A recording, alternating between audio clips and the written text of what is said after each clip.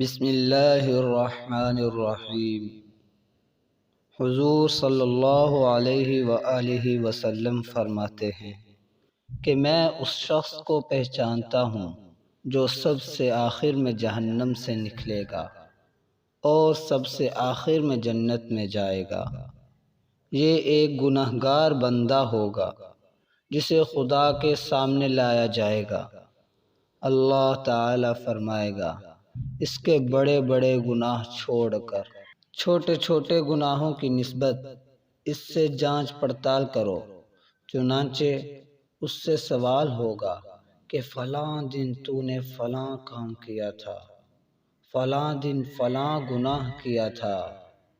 یہ ایک کا بھی انکار نہ کر سکے گا، اقرار کرے گا۔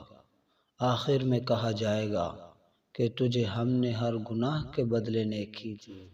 اب تو اس شخص کا چہرہ ہنسی سے کھل جائے گا اور کہے گا، اے میرے پروردگار، میں نے تو ان سے بڑے بڑے گناہ بھی کیے تھے جنہیں میں یہاں پر نہیں دیکھتا۔